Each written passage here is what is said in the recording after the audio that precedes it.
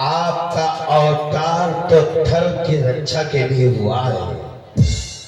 ऐसा कौन सा अपराध हमने किया जो आपने मुझे मार दिया?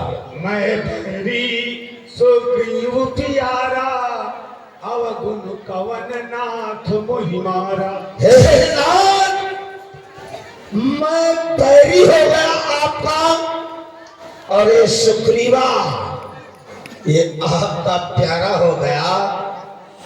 आपने किस अपराध पर मुझे मार दिया? अनुज बधु भगनी सुत नारी 69 कन्या समय चारी। कन्या भगनी सुत की पत्नी या छोटे भाई की नारी, जो उसे दुष्ट देखता है वो बद के एक दुराचारी। सुग्रीव अनुज की भार्या को तूने घर अपने डाला है, इस कारण बाण मार तुझे हमने समाप्त कर डाला है। पावक को साक्षी मानकर बन चुके मित्र क्या सुना नहीं? दुख मित्र मित्र का हरते हैं क्या? गुप्त भेद क्या सुना नहीं? जो मेरी बिछड़ी सीता का मुझसे प्रण करे मिलाने का, क्या मैं कुछ कष्ट न करूं उसकी तकलीफ मिटाने का? सुनो राम स्वामी सन चलन चातुरी बोरे। प्रभ अजहु मैं पापी अंत काल गत दोरे। हे राम, आपके सामने किसी की कोई चतुराई नहीं चल सकती। आप हमारे सन्मुख खड़े हैं, ये हमारा सौभाग्य है। क्या राम, मैं अब भी पापी हूं? और किसने आपको बता दिया कि मैंने सुग्रीव की पत्नी को गलत निगाहों से देखा है?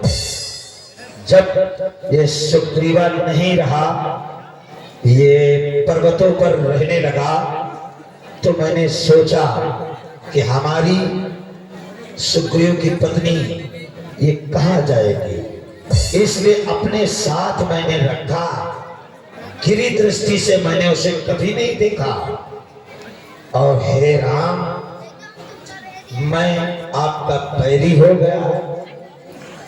यदि आपने मित्रता किया है सुग्रीव से, तो आपकी भार्या सीता को मिलाने का वादा किया ना। यदि आप पहले मुझसे मिल जाते तो मैं कुछ करके दिखला देता। पावक की अग्नि की साक्षी तो फिर होती, पहले सीता से प्रथम मिला देता। मैं खूब जानता हूं उसको जो सीता को लेकर भागा है। और मैंने उस तुच्छ अनाड़ी को 6 मास कांख में दाबा है। अच्छा, जो बीती थी वो बीत गई, अब पकने से क्या होगा? सुग्रीव का भाग्य जगा, अब बाल सदा को सोता है। मेरा पुत्र अंगद, इधर आओ बेटे, ये मेरा पुत्र अंगद है नाथ। अब तक न जानते थे तू ऐसा है, तू इतना है। बातें कुछ हो जाने पर समझा हूं तुझको कितना है। जो कुछ इच्छा हो मांग बाल, बतला तुझको हम क्या बर दे।